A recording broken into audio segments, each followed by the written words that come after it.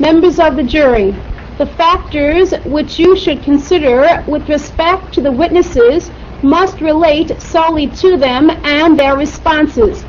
You should consider whether the witnesses appear to be intelligent or not. Were they frank or evasive? Did their testimony impress you as being reasonable or unreasonable? You should also look into the ability which they displayed to remember things about which they testified. Were their recollections clear or hazy? Did any of them make contradictory statements? Was any of their testimony the subject of other testimony? Were any of the witnesses interested in the results or outcome? Were any of the witnesses biased, hostile, or prejudiced, one way or the other? In examining the testimony of the witnesses, if you find that any witness has willfully testified falsely as to any material fact in the case, you are at liberty to disregard that portion of the witness's testimony you find false, or you may go further and disregard all of the witness's testimony upon the theory that if the witness testified falsely as to one material fact in the case, the witness will testify falsely about everything.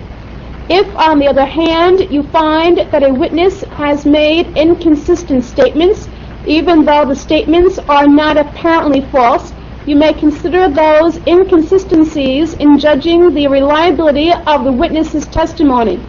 Now I have detailed certain factors that you should consider in attempting to determine the witness's believability, their credibility. You are, of course, all mature adults. You've had many life experiences in which you have had opportunity to judge believability of what people tell you. You've gone into stores and made purchases. If you were interested in a particular product, you questioned the salesman, for example, a refrigerator, a car, and if the responses in your view were believable, appropriate, correct, you acted. You bought the refrigerator if you were interested in it. If, on the other hand, you felt that those responses were inappropriate, you also made the decision and continued looking. Use your experiences, use the results of those experiences and your maturity as an assistance in attempting to evaluate the, generally I have to go for my cup of water later on in my instructions, as you will shortly find out. You can use these experiences as a guide to assist you in determining the believability of the testimony.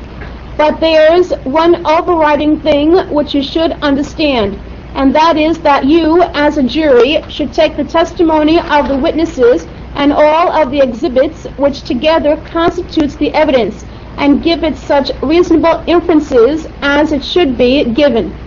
Then give it such weight and value as you, the judges of the facts, think it is entitled to receive. That is your responsibility. That's something you can do. At this time, I am going to read the accusation to you. Let me tell you mechanically how I am going to proceed from this point. I am going to read the accusation to you. Then I am going to describe the law as it applies to each of the accusations. There are 4 separate crimes which are alleged. I want you at the outset to understand that while the evidence may be considered with respect to these crimes separately, it is for you to determine whether the particular evidence relates to one or more of the alleged crimes. And you can consider it and consider the evidence and all of the reasonable inferences as they relate to those crimes. Now again, please understand that I will provide you all of the definitions so that you will then be in a position to ascertain what exactly under the law you may consider.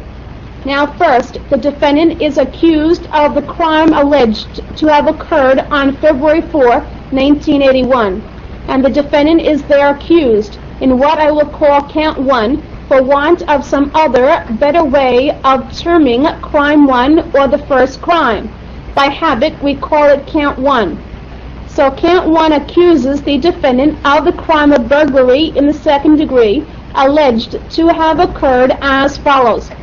The defendant on February 4, 1981 in Suffolk County knowingly entered and remained unlawfully in the dwelling of Donna Green located at 10 West Place, Huntington Station, New York at night with intent to commit a crime therein.